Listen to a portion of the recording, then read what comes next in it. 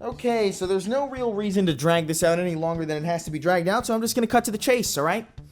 I know what it is you're planning on doing tonight. And I know what you're planning on doing tonight because I'm currently reading through your browser history. And I get it, curiosity is curiosity, OnlyFans, only $5? Come on, $5 can't get you anything. In this economy? Please, come on, I get it, I understand. But what if your data fell into the hands of somebody a lot less kind? What if your data fell into somebody who isn't quite as nice as me? Christ, I need a haircut! This video is sponsored by ExpressVPN, hello! ExpressVPN encrypts your data and protects your privacy anytime you use the World Wide Web.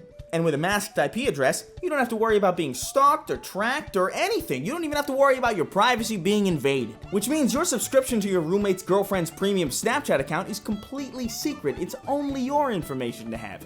Except me, I have it too. So don't cross me. ExpressVPN is consistently faster than other VPN alternatives. And with server locations in over 94 countries, you just can't beat it. 94 countries. I was born in 93. 94 minus 93 equals 1, which means it's the one option you have when it comes to a reliable VPN. That was pretty good. It's a market-leading VPN that's fast, easy to use, and rated #1 by Tech Radar. And it just takes one click to activate on every single one of your devices. It's good to have as much privacy in these trying times as possible, so why not give it a shot? Take back your internet privacy today and find out how you can get 3 months free by clicking the link in the description or going to expressvpn.com/raygun. That is expressvpn.com/raygun. Thanks to them for sponsoring. I definitely needed a sponsor today because this video that you're about to see is a huge labor of love. It's something that probably only I give a shit about, but hopefully there's at least like maybe 2% of you that also give a shit about it. So, I'll see you.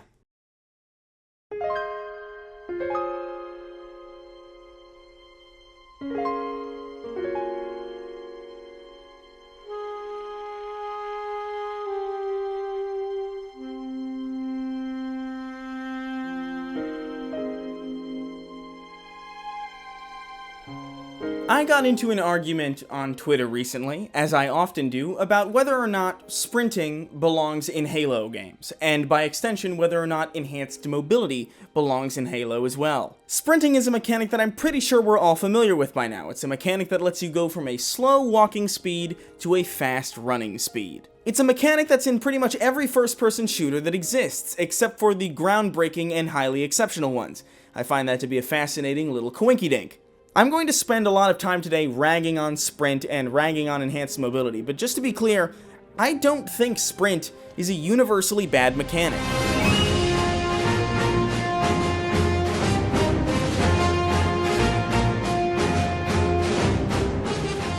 Battlefield is a series that at its core is meant to simulate warfare as accurately as possible while still servicing the expected fun of a video game. Large player counts and huge maps help sell the feeling of a genuine conflict, and the long distances players need to traverse help pace the combat appropriately so you're never dealing with dozens upon dozens of players at any given time.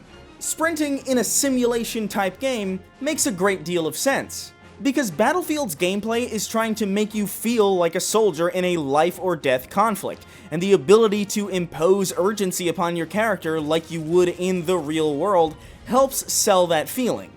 Pretty much every single Battlefield game that exists succeeds at making you feel this way, even some of the less than stellar entries in the series. But sometimes a game is just about the rules. The ultimate goal of a game of basketball is to get the ball in the basket. Sure, you could just walk the ball up to the basket, lower the basket down to your height, and just sort of drop it in unceremoniously, and you'd essentially achieve the goal of basketball. But that achievement is hollow and unrewarding because you didn't abide by the rules that are set in place to make the game fun in the first place. The reason I bring this up is to highlight the fact that Halo isn't a simulation, it's a game. It's an arena shooter where everyone moves at the same speed, jumps at the same height, and starts with the same weapons. In a game like Call of Duty, if you wanted to use a rocket launcher, you would just be able to open up your loadout menu and just select rocket launcher, and then you would start with a rocket launcher. If you want a rocket launcher in Halo, well, guess what? The rocket spawns in the middle of the map, there's only one of them, and someone else is going to want to fight you to the death for the right to use it. It takes the rather passive act of selecting a weapon off of a loadout menu and makes it part of the actual gameplay and actually integrates it into the combat loop. Why is there a rocket launcher in the middle of a map exactly equidistant from both teams? Why are both sides of the map exactly symmetrical? Why can I regenerate my health just by not getting hurt for 3 seconds? Well, because Halo isn't meant to feel real, it's meant to feel fair. The point I'm really trying to drive home here is that there's an emphasis on rules in Halo that makes it feel far more like a game of chess than a realistic portrayal of, the abilities of a real sci-fi futuristic super soldier. Sure, a Spartan super soldier from the future would be able to sprint, and I actually thought that a lot as a kid. I would always be like, why the fuck can't I sprint? I'm a super-powered Marine. It doesn't make any sense. And it wasn't until I got sprint as an actual mechanic in Halo Reach, and more directly in Halos 4 and 5, that I realized that I didn't really understand what it was that I was asking for.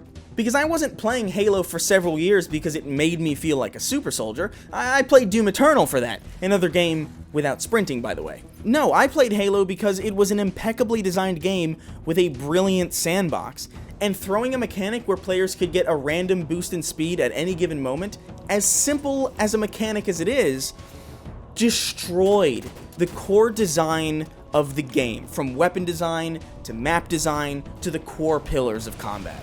Chris, that's ridiculous. You're exaggerating. How could one simple mechanic destroy the core design of a game? You sound like a damn idiot. Let me explain. Vehicles always had a purpose in Halo because they offered you something that your base character didn't have. Power over your environment. When all you can do is run at a single speed, jump at a single height, and start with normal weapons, a vehicle offers you a boost in stats at the trade-off of other stats. For example, a Scorpion tank is incredibly powerful, obviously. That's a lot of damage. It's also, however, painfully slow and a massive target. That's the trade-off. A Ghost, on the other hand, is fast and small, harder to hit, but its bullets travel slowly and are really only useful at close range. A range that is also close enough, by the way, for other players to hijack you out of your Ghost. Vehicles essentially gave you the ability to exact power over your environments. Power that you don't have when your base player traits are simple. And enhanced mobility from a design perspective is all about giving power to the player. But in doing that, it robs map design of its power. It robs the sandbox of its power. It robs vehicles of their power. If I can sprint, hover, dash, ground pound, slide, and climb, I'm already infinitely more mobile and lethal than I can ever hope to be in a giant metal can. Vehicle gameplay in Halo 5, the game with the most enhanced mobility, is essentially non-existent. In fact, big team battle maps were never even officially made for the game because the developers knew this. They relied heavily on player-created forge maps and their chaotic warzone mode to fulfill that vehicle sandbox playground because the core design of the actual game destroyed that facet of the combat. The only reason vehicles are present in Halo 5 is because custom games could probably use them, and also because Halo has a legacy of having vehicles, and if we just had a mainline entry in the series with no vehicles, people would be upset. That's the only reason. And again, before I get these comments, this isn't like a 343 bad, Bungie good kind of video. Because the fall of vehicle combat actually started with Halo Reach, which also is, by the way, the first game in the series to dabble with enhanced mobility mechanics, albeit to a far less egregious degree. So the vehicle sandbox is totally ruined. You're not even really going to be able to splatter anybody with a vehicle because everybody can just fly away from you. Vehicles destroyed. Weapons are also impacted by this because players are now moving at Mach 10, and your weapons need to account for that. Remember how Halo used to empower you to kind of jump into the fray and jump into combat and get up close and personal with enemy AI? That was because Covenant weapons fired slowly. Their bullets could be reacted to, and it made you feel like if you were swift enough and clever enough, you could almost matrix your way in between them and come out victorious. It was this nice little Covenant dance. In Halo 5, players are always moving very, very quickly, and if plasma weapons maintained their speed from previous games, they'd essentially never hit you. So now, Covenant weapons just laser you the fuck down. They're basically hit scan now, because they have to be in order to provide any semblance of a threat. Human weapons that were projectile-based in Halo 3 made it so you had to lead your shots, and it made traveling across wide-open fields possible without the fear of being lasered down by hyper-accurate weaponry. I can't speak, I'm sorry. Not now though, because now every weapon needs to be hit scanned because, guess what, players are too quickly, and leading your shots would be really irritating in a game where everybody's flying across the map 24/7. Promethean weapons just straight up track you, they just straight up home in on you, you don't even really need to aim them. Meaning you're now kind of forced to play a Halo campaign like it's a Battlefield game. Peek out from cover, long-range pot shots, come back into cover, rinse, repeat, and that's the new gameplay loop. Because every weapon is a laser, and every weapon that isn't a laser tracks you. And that's just in the campaign, by the way. In competitive multiplayer, everything is a laser beam. Everything has a scope because maps are bigger, and maps are bigger because everybody is faster and they need to account for that speed. Every new weapon that was introduced that's worth a damn has a homing in mechanic, because of course, it needs one.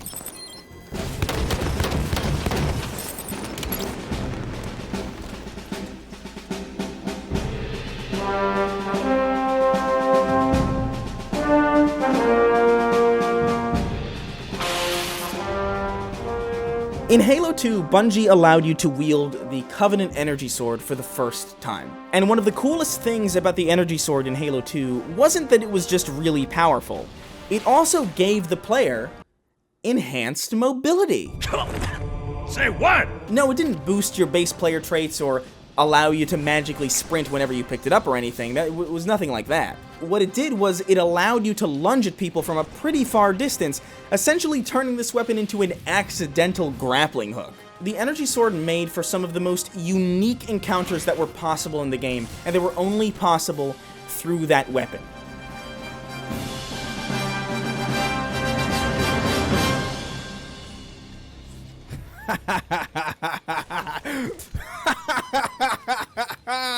Dude, what is happening? Come on, man. Like, there's no other FPS like this. The utility of the Energy Sword and the interesting ways that you could use it were exciting. And they were exciting because you as a player weren't incredibly powerful or mobile on your own. The Brute Shot in Halo 3 allowed you to perform rocket jumps without doing substantial damage to yourself and without wasting a proper throwable grenade. This gave you a reason to seek out the Brute Shot whenever it was on the map, because it, as a weapon, offered you enhanced mobility if you wanted to be clever about how you used it. Oh my god, nice trick. This guy's killing me. Damn, nice trick. But arena shooter hallmarks like rocket jumping and grenade jumping and crouch jumping don't really mean much of anything at all when everything is climbable, when everyone can do everything all the time. There is no weapon in Halo 5 that offers the same level of excitement that the Energy Sword did in Halo 2 or that the Brute Shot did in Halo 3. Because you as a player have all of the power, and the weapons have very little power left to offer you outside of the boring generic framework of more damage.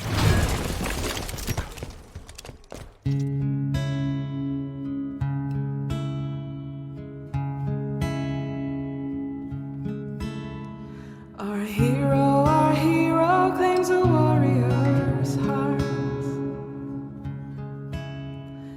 In Skyrim, you're strong, but you aren't very mobile. You're slow even at your fastest, and you can't jump very high. The game gives you power over your enemies, but it also gives your environment power over you. Scaling to the top of High Hrothgar was an adventure because of how treacherous the climb could be. It was engaging because the mountain gave you an obstacle to overcome, filled with rewarding encounters and mystical atmosphere and probably a bunch of lore that I didn't fucking bother to look into. Death Stranding is a game where you have basically no power over your environment. And because of that, every valley scoured, every river crossed, and every mountain scaled feels like a genuine accomplishment. These are games that understand that too much freedom can sometimes be a bad thing. In contrast, Anthem is a game that doesn't understand this at all. In Anthem, you can fly everywhere pretty much indefinitely. If you see a mountain in the distance, just fly to the top of it, no adventure to be had, no challenge to be overcome. Just a minute or two flying through empty space with no obstacles, hoping that the cool animations trick you into thinking you're having fun and not just waiting for something substantial to happen. Now, while enhanced mobility isn't as destructive to Halo's fun factor as flying is to Anthem's, I still do believe that it's a pretty good example of how giving the player too much freedom leads to a less engaging game. Pacing is something that really only gets brought up when you're talking about storytelling and narrative design, but I believe it applies to gameplay as well. Some of the coolest gameplay moments that I've personally experienced in Halo games really only happen every once in a while, because while the game is always fun, it isn't always exciting. And because it isn't always exciting, the exciting moments stand out more because of it.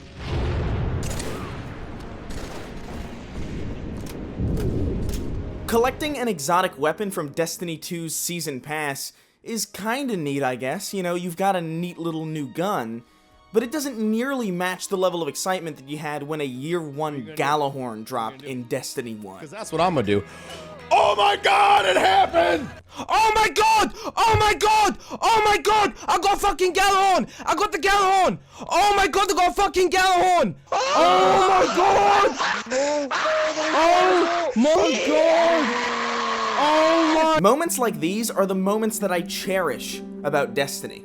And the reason I cherish them is because you can't just make them happen. In Halo 5, pretty much everything is exciting all of the damn time. Players are flying and dashing and zooming all over the place, and it leads to a kind of Michael Bay situation where the excitement becomes monotonous and expected. If everything is special, then nothing is, and nowhere is that clearer than in the overall combat design of Halo 5's PvP multiplayer. Map design also suffers because you're always going to build your play spaces with the abilities of the players in mind. There's no getting around that. A random boost in speed at any given moment needs to be accounted for every step of the way in the map design process. Take Midship, for example. Midship was a map in Halo 2 and Halo 3, a fan favorite map, and it was a map that was remade in Halo 5.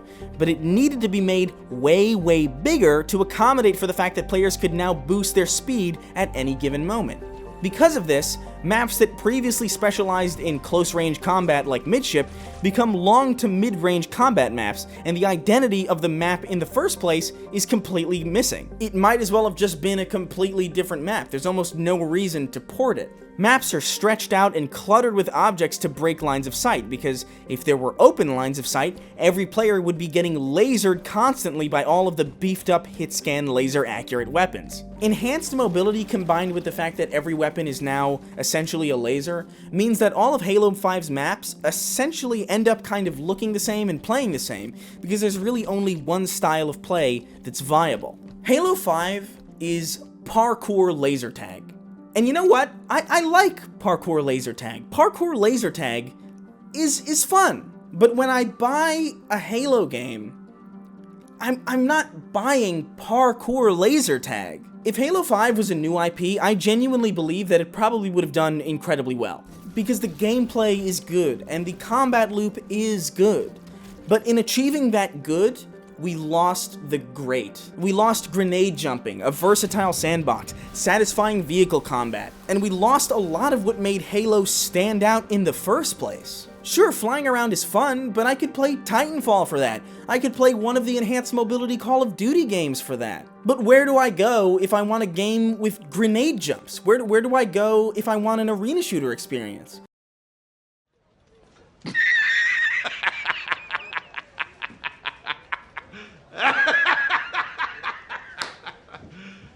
You serious? But what good would all of this complaining be if I didn't offer my own suggestions on how to evolve Halo through a reasonable means without destroying the core gameplay that the series is renowned for? And believe me, I have suggestions, although let's face it, Halo Infinite at this point is what it is, and nothing I say will change that, but nevertheless, I just want to throw my 2 cents out there. The main idea is this. Evolve Halo through the sandbox. Grappling hooks are my favorite thing in the world. When I saw that Doom Eternal had a grappling hook, I lost my shit. Oh! Grappling! Oh! Oh! Oh my god! And you know what? A grappling hook in Halo could be fun, because you know what? It offers the fun of enhanced mobility, and no one's saying that enhanced mobility isn't fun. As an intrinsic ability to the player, though, it would break the game for all of the reasons that enhanced mobility breaks the game in Halo 5. So how do we make it work? Well, the grappling hook could be a utility weapon, a weapon that you have to find and pick up on the map. In Halo, you can only carry 2 weapons at a time, so whenever you came across a grappling hook on the battlefield, you'd have to make a choice. Do I keep my 2 damage-dealing weapons, or do I sacrifice the weaker of those weapons for a weapon that does no damage, but greatly increases my mobility on the battlefield? And there you go, you've got a trade-off now. Now you're thinking in arena shooter terms. And if you're killed, guess what? The player that killed you can now steal your grappling hook. That player now has access to your enhanced mobility, and you've just lost it. And because it's just a tool and not intrinsic to the player, it doesn't have a drastic effect on every facet of the game because it's entirely situational. And you can get so creative with it too. Maybe you can grapple onto an enemy Banshee as it's flying by and climb the rope and hijack it like Spider-Man or something. And what about this? What if you grappled onto a player's back when they were facing away from you? You could steal grenades off of that player's belt. Halo has always had fun physics, why not fuck around with the physics of it? If you're carrying a rocket launcher and a grappling hook and someone else fires a rocket at you, wouldn't it be absurd and fun to grapple that rocket out of the air and put it in your rocket, giving you an extra round of rocket ammo? Or maybe you could grapple someone's grenade out of the air and now it's your grenade? I know some of this sounds absurd, and a lot of this is just me spitballing random ideas, but do you see what I mean? You've just opened like such a huge amount of gameplay variety without fucking with the base player traits and without fucking with map design at all. Because let's face it, when a tool like a grappling hook is intrinsic to every player, it has to be limited, because the mobility boost inherent with that kind of ability, multiplied by a factor of however many people are in the game, it's going to be a disaster to balance, especially in an arena shooter context. But when it's a single power weapon on the field, suddenly you can get so creative with it, because even if it gets absurd and too powerful, guess what? You can just remove it from the map and your map still functions as a great Halo map without it. Jetpack in Halo Reach, that was pretty fun, right? I know I had a lot of fun with it, no doubt. But there's also no doubt that its inclusion broke a lot of the map design. And as an intrinsic ability to the player, it would break map design again. So what if the jetpack was a vehicle that you had to find on the battlefield just like you'd find a ghost or a warthog or a tank? What if you could be shot out of it? What if you could be grappled out of it? What if you could be hijacked? This gives you enhanced mobility while also staying true to what Halo is about at its core. And because you have all these new tools in the sandbox, oh my god, dude, imagine the custom games that could come from this.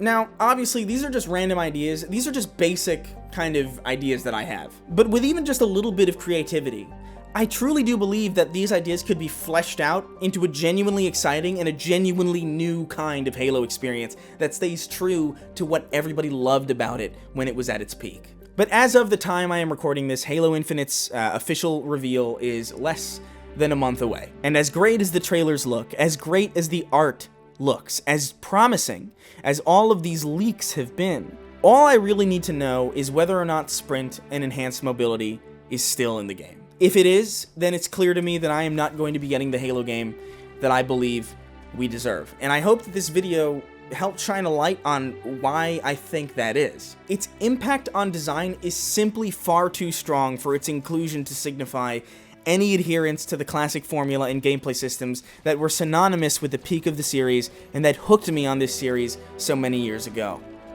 For what it's worth, I do think Halo 5 is, at the very least, a great first-person shooter. And if Halo Infinite can at least deliver on that standard, then you know what, I'll be happy to see what decisions they make and what story they decide to tell. I am going to like Halo Infinite. I already know that. But I like a lot of things. What I want is to love it.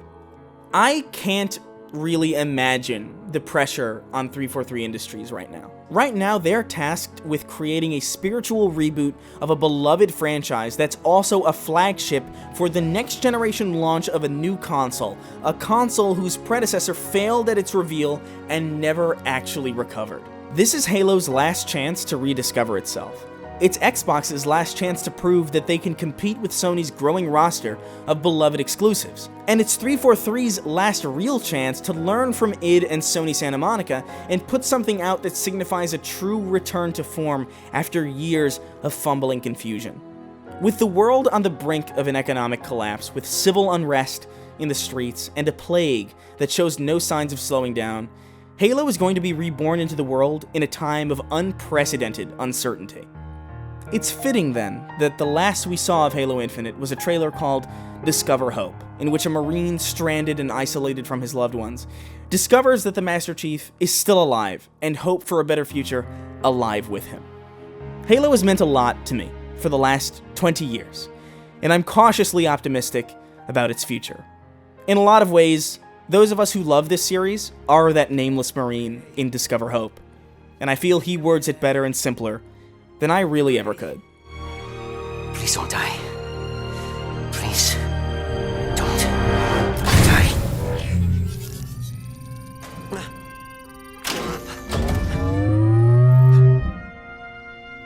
Yes! Yes! Yes! We're going home! Oh, welcome back, Chief.